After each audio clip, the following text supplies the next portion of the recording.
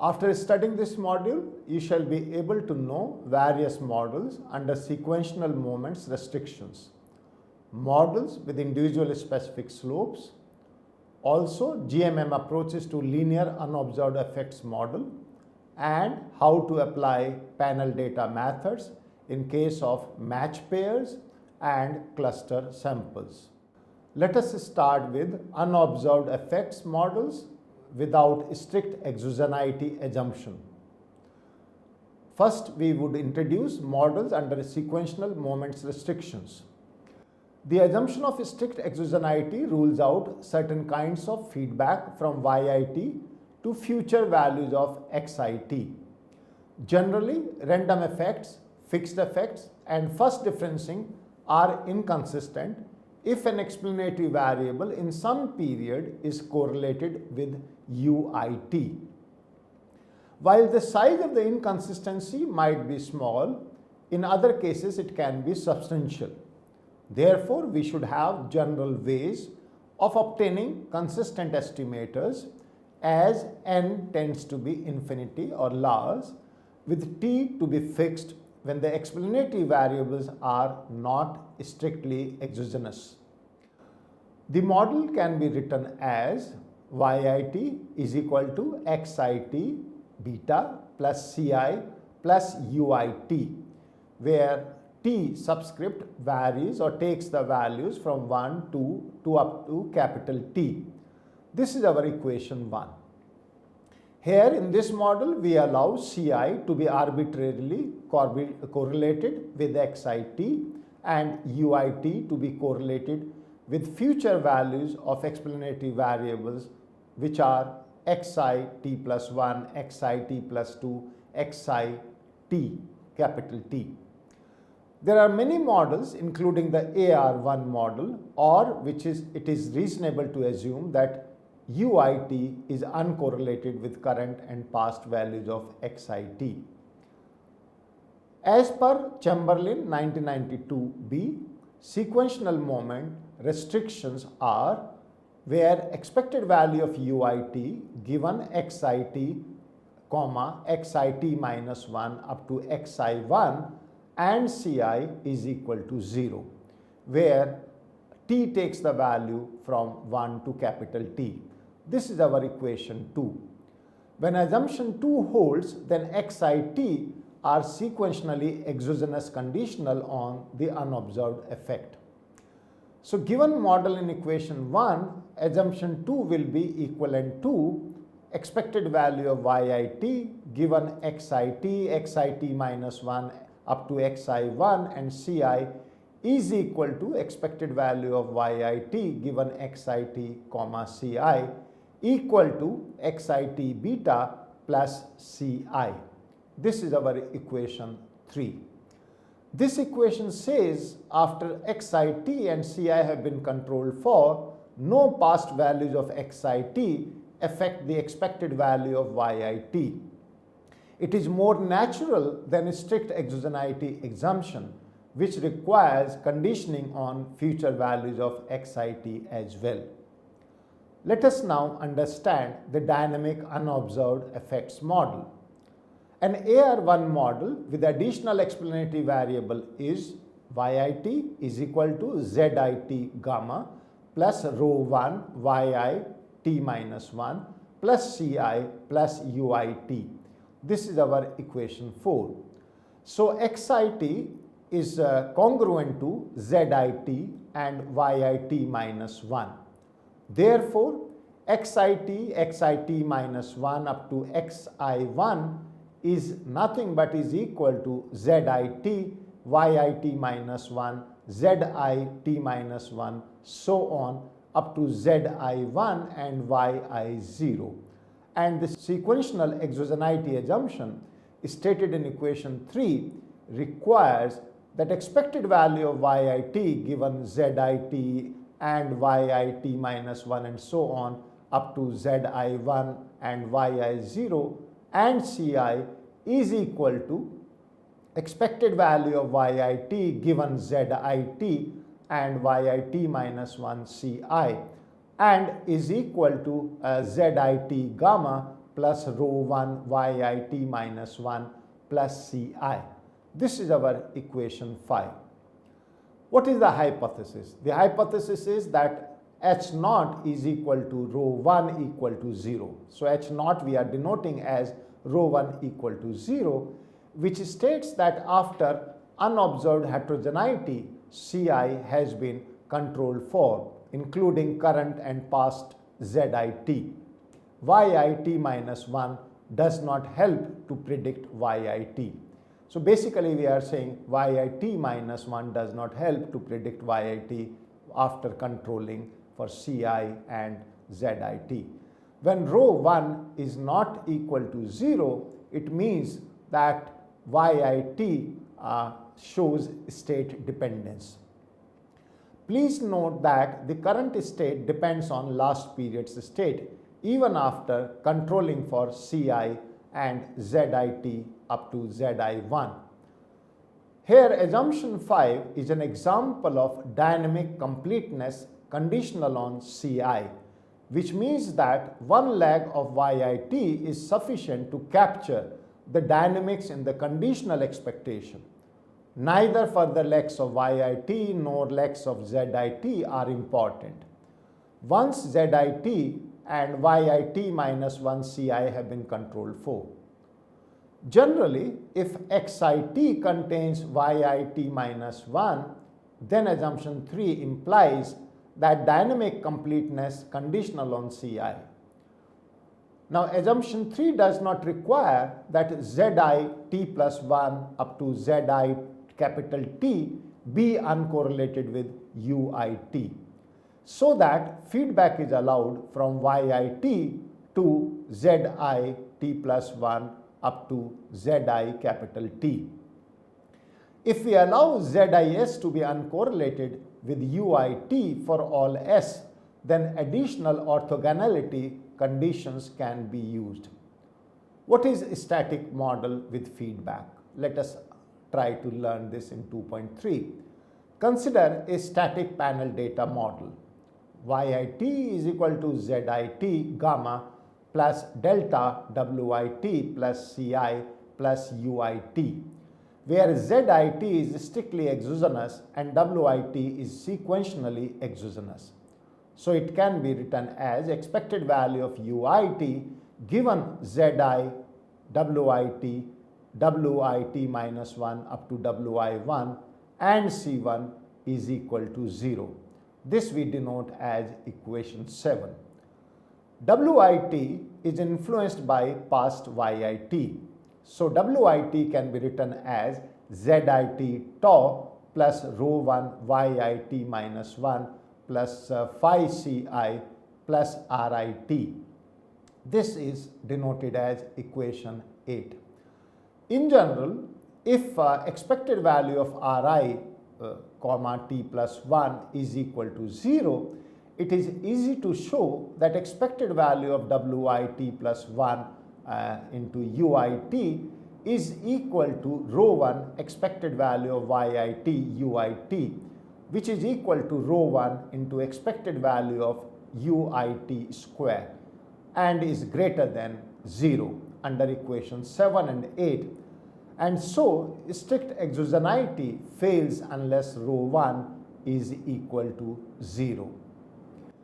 Keen and Runkel in 1992 argue that panel data models for testing rational expectations using individual level data generally don't satisfy the strict exogeneity requirement, but they do satisfy sequential exogeneity. In fact, in the conditioning set in assumption 2, we can include all variables observed at time t minus 1. Let us look at models with individually specific slopes in this section 3. The unobserved effects models have an additive unobserved effect that has the same partial effect on Yit in all time periods. Now, this assumption may be too strong for some applications, but still we do make this assumption. Let us look at a random trend model in this. Now, extending the standard unobserved effects model, Yit equal to Ci plus Git plus Xit beta plus UIT, where t takes the values from 1 to capital T. This we denote as equation 9. Sometimes the above equation is also known as or also called as random trend model, as each individual, firm, city and so on is allowed to have its own time trend. The individual specific trend is an additional source that leads to heterogeneity. So if YIT is the natural log of a variable, as is often happens in economic studies, then ZY is roughly the average growth rate over a period, holding the explanatory variable fixed. Then the above equation 9 is called as a random growth model. In many applications of this equation 9, we want to allow CI and GI to be arbitrarily correlated with XIT, but by allowing this correlation makes this model called as random trend model. Now, thinking of a program participation example, if one element of XIT is an indicator of program participation, equation 9 allows program participation to depend on individual specific trends or growth rates in addition to the level effect CI. For the random trend model, the strict exogeneity assumption on the explanatory variable is written as expected value of UIT given xi1 up to xi capital T, Ci and Gi equal to 0. Now this is our equation 10, which follows definitionally from the conditional mean specification. So expected value of UIT given xi1 to xi capital T, Ci and Gi is equal to expected value of YIT given xit, Ci and Gi, and this could be written to be equal to Ci plus Git plus xit beta. Now this we can denote as equation 11. In this equation, we primarily estimate beta. Now one approach to estimating beta is to difference away Ci, which means we take delta YIT equal to Zi plus delta xit beta plus delta UIT, where again t takes the values from 1 to capital T. Now this is our equation 12. Now here we are using the fact that GIT minus GIT minus 1 is equal to GI. The key strict exogeneity assumption in this case is that expected value of delta UIT given GI plus delta xi2 up to delta xi capital T is equal to 0 for the values of t again from 2 to 3 to capital T. Please note here the values of t ranges from 2 to capital T and not from 1 to capital T. Now this holds under assumption 10. Therefore, in order to estimate beta, fixed effects or first differencing methods can be applied to equation 12. In differencing the equation to eliminate Ci, we lose one period, so that equation 12 applies to t minus 1 time periods. In order to apply fixed effects and first differencing methods to equation 12, we must have t minus 1, t here is capital T, greater than or equal to t2, or capital T must be greater than or equal to 3. That means beta can be estimated consistently in the random trend model only if this capital T is greater than or equal to 3. Now depending upon the properties which we are talking about of delta UIT, where t ranges from 2 to capital T, we can decide whether to use fixed effects or first differencing. Friedberg in 1998 provides an example using state level panel data on diverse rates and diverse laws. It shows how important it can be to allow for state specific trends. Without state specific trends, she finds no effect of unilateral diverse laws on diverse rates, with the state-specific trends, the estimated effect is large and is statistically significant. So I hope you understand how state effects can play an important role. Next section, which is 4, let us now try to learn about GMM approaches to linear unobserved effects model. First, we will start with 3 SLS versus standard panel data estimators. You know that random effects, fixed effects, and first differencing are still the most popular approaches to estimating unobserved effects panel data models under strict exogeneity of the explanatory variables. If the assumptions of these models fail, we can do worse than using an optimal GMM approach. So suppose first that following assumptions of random effects model are 1 or A, expected value of UIT given xi and ci is equal to 0 for t ranging from 1 to capital T, and B, expected value of ci given xi is equal to expected value of ci equal to 0, where xi is nothing but congruent to or equal to xi1 to xi2 to xi capital T holds, so that expected value of ci given xi is equal to 0. The model in composite error form can be written as yi is equal to xi beta plus vi, and this is our equation 13. The above stated assumption of random effects model says that xis is uncorrelated with vi for all s and t. In fact, any function of xi1 to xi capital T is uncorrelated with vit for all t. But we will only use the xi themselves. Let's now therefore denote xi0 as the row vector of non-redundant elements of xi, so that any time constant element appears only once in xi0. Here 0 is the superscript which we have used to differentiate from earlier xi. Then expected value of xi to the power 0 or 0 prime into vit is equal to 0, and all these are vectors here. Now t is equal to 1 to capital T.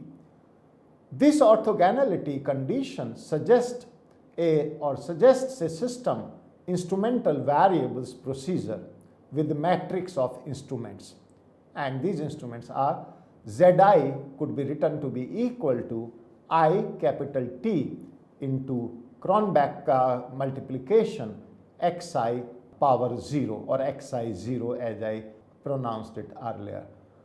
This is our equation 14. In other words, use instruments zi to estimate equation 13 by 3 SLS, or more generally by minimum chi-square. The matrix 14 can contain many instruments. If xit contains only time varying variables, then zi is t into t by k. With only k parameters to estimate, this choice of instruments implies many over-identifying restrictions even for moderately sized capital T. Note that using many over-identifying restrictions can result in poor finite sample properties. In some cases, we can reduce the number of moment conditions without sacrificing efficiency. Eam, Han, Smith and Wooldridge in 1999, which is also in abbreviated form written as IASW, they show the following.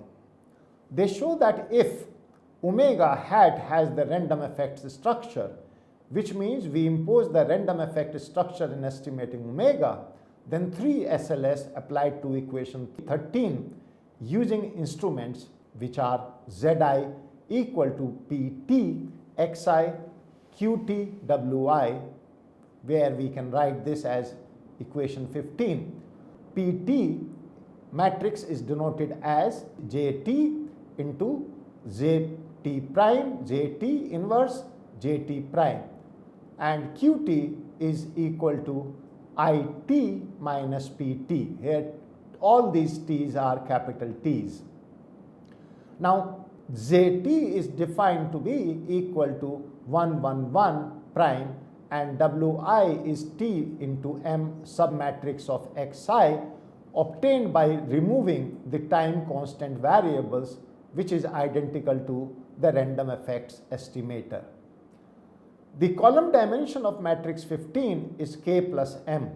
So there are only M over identifying restrictions in using the 3 SLS estimator. The algebraic equivalence between 3 SLS and random effects has some useful applications. First, it provides a different way of testing the orthogonality between Ci and Xit for all t, small t. Second, it provides a way to obtain a more efficient estimator when assumption A, which is expected value of ui prime given xi and ci, is equal to sigma u square into I capital T into B into E expected value of ci square given xi. Now all of this could be written to be equal to sigma c square or sigma square c. This is our equation 15.1 of random effects model.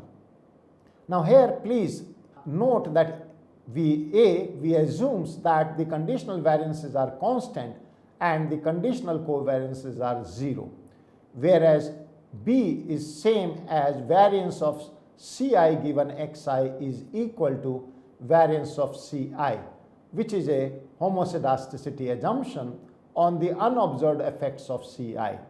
This does not hold. We are saying that in all this we are assuming that random effects model does not hold, and A and B are those conditions. So if omega does not have the random effects structure, then the 3 SLS estimator that imposes this structure is inefficient. In that case, an unrestricted estimator of omega should be used because an unrestricted estimator of omega is consistent with or without the random effects structure. 3 SLS with unrestricted sig omega hat and IVs, which are instrumental variables in matrix 15, is no less efficient than the random effect estimator. Further note that any 3 SLS estimator is inefficient relative to GMM with the optimal weighing matrix if expected value of Vi prime given Xi is not equal to expected value of Vi prime. Therefore, if the above mentioned assumption of random effects model 15.1 fails, then minimum chi-square estimation with IVs in matrix 15 generally improves on the random effects estimator. Alternatively, we can say that we can gain asymptotic efficiency by using only m less than or equal to k additional moment conditions. M is capital, K is capital, so all these are capital. Let us now understand in section 4.2 Chamberlain's approach to unobserved effects models. This approach is used to estimate the linear unobserved effects model due to Chamberlain, which were given in 1982 and 84 and related to Mundluck 1978.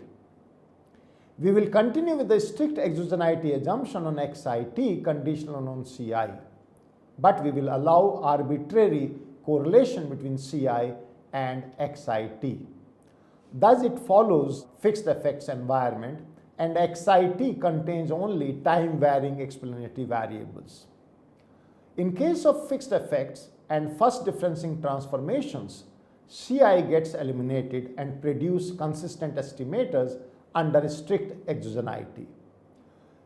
Chamberlain's approach is to replace the unobserved effect Ci with its linear projection onto the independent or explanatory variables in all time periods plus projection error. So suppose Ci and all elements of Xi have finite second moments we can write Ci equal to phi plus xi1 lambda 1 plus xi2 lambda 2 so on up to xi capital T lambda t plus ei. This is our equation 16, where phi is a scalar and lambda 1 to lambda t are 1 into k vectors. The projection error ei by definition has zero mean and is uncorrelated with x1 to x1 capital T. There is no assumption made about the conditional distribution of Ci given xi. In particular, expected value of Ci given xi is unrestricted as in usual fixed effects analysis.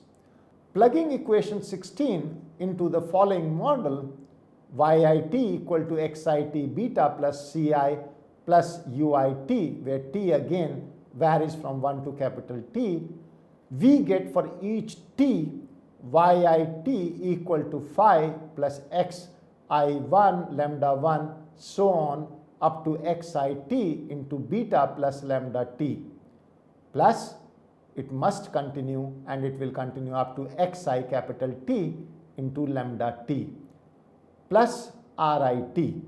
Now this is our equation 17.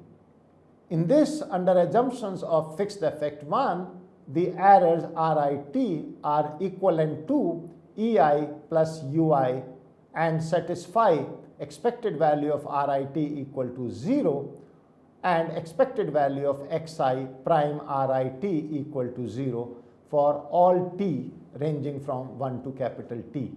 This is our equation 18. However, unless we assume that expected value of Ci given xi is linear, it is not the case that expected value of rit given xi is equal to 0. We can write the system 17 for all time periods t as a scalar and matrix form.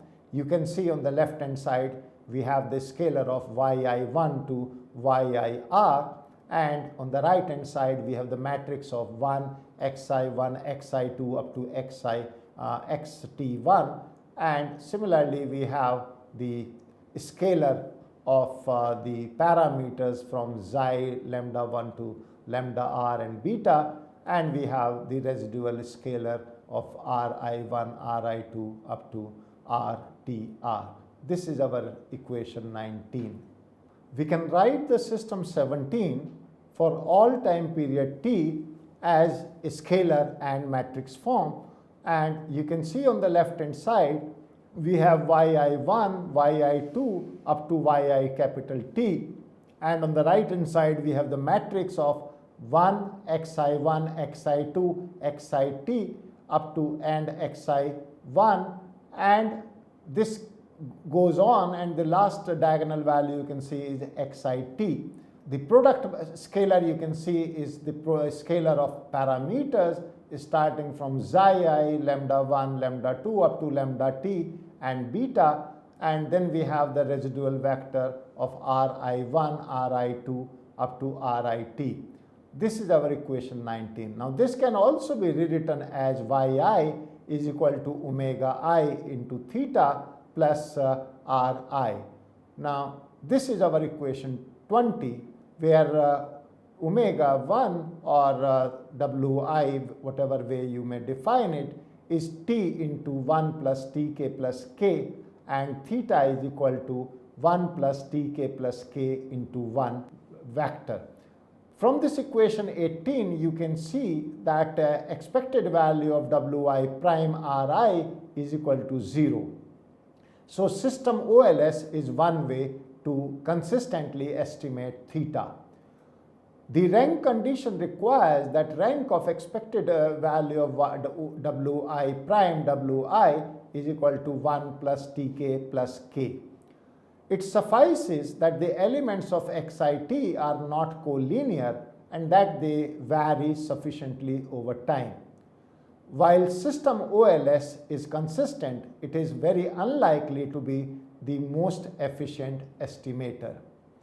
It is important to impose further assumptions, otherwise not only scalar variance assumptions which means expected value of Ri prime equal to sigma r square into capital IT becomes highly unlikely. But also the homoscedasticity assumption fails, which is that expected value of Ri prime given xi equal to expected value of Ri prime, which is our equation 21. It will fail. This 21 equation shows our homoscedasticity assumption. The assumption in equation 21 is violated when expected value of ui prime given ci and xi is not equal to expected value of ui prime. Now, if expected value of ci given xi is not linear in xi, or if variance of ci given xi is not constant.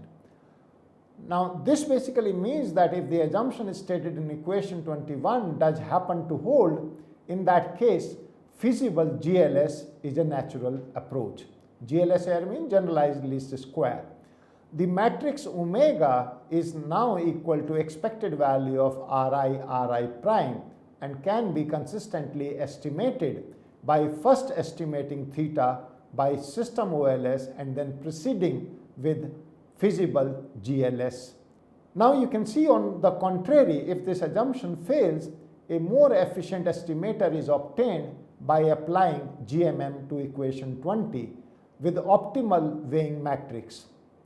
In equation 20, there are 1 plus t into k plus k parameters, and the matrix of instrument is t into 1 plus tk. So there are t into 1 plus tk minus 1 plus th plus k is equal to t minus 1 into 1 plus tk minus k over identifying restrictions.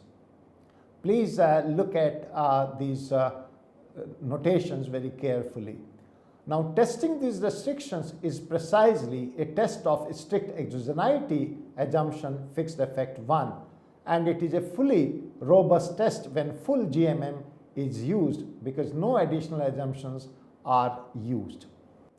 Chamberlain in 1982 works from the system 19 under the assumption 18, but he uses a different approach for estimation, which is called as minimum distance estimation. Let us now discuss about panel data application in matched pairs and cluster samples in our section 5.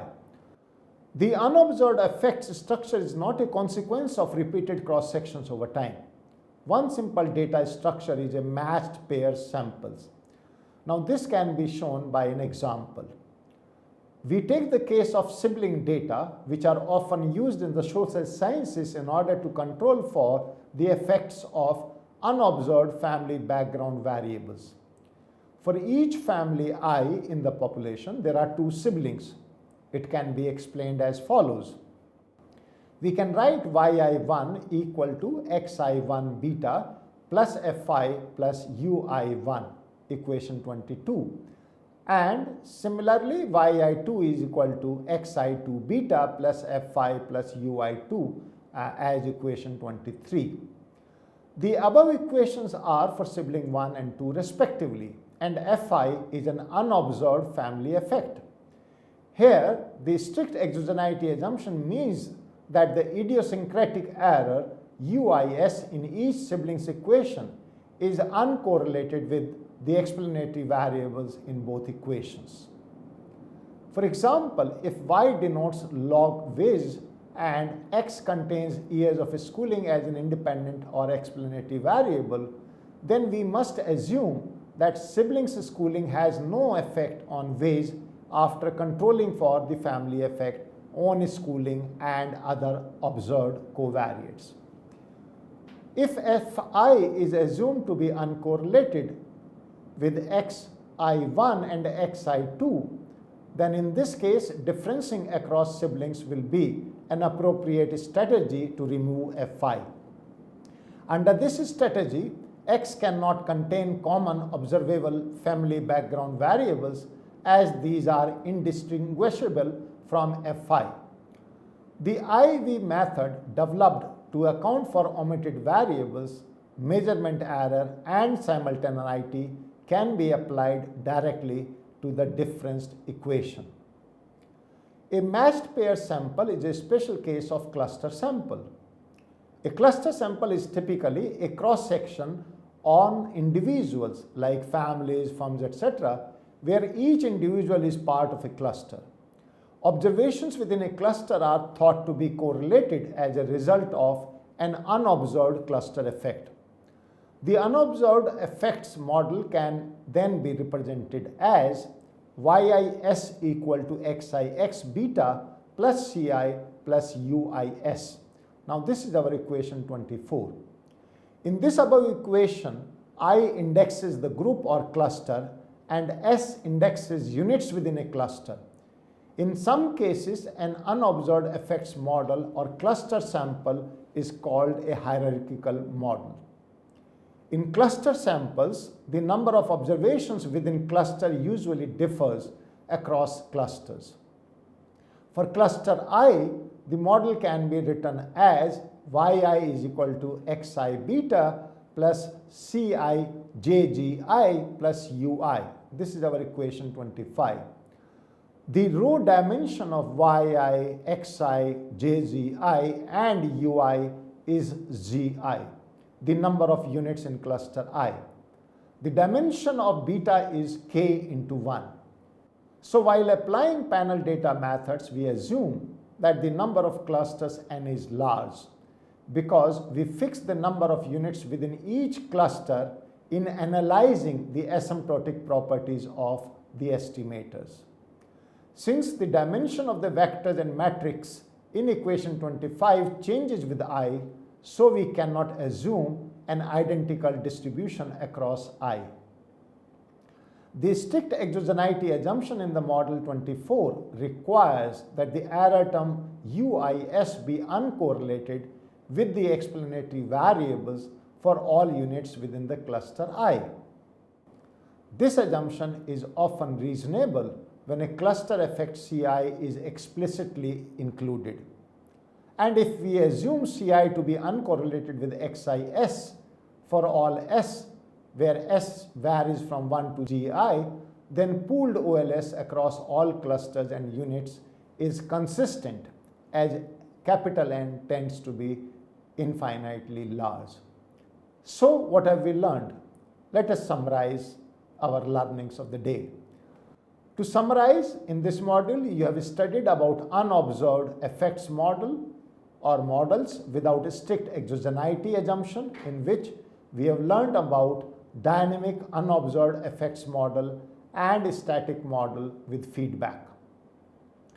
You have also learned about random trend model, which is sometimes called as random growth model. You have also seen how to apply panel data methods in case of match pairs and cluster samples.